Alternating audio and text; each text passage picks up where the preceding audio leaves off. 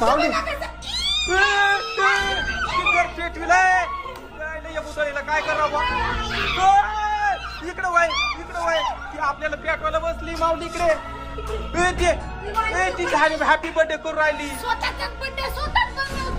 त्या बाई ना इकडे येते काय इकडं वय इकडं काय म्हणते ती शिव गप्पा म्हणते हे बाय गेली परत बसली के बाय बसली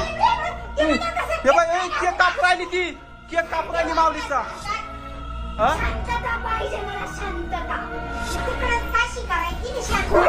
जास्त नको बोलू ती धावून आली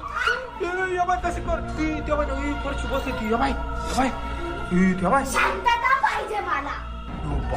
शांत बस माऊली शांत बस धरून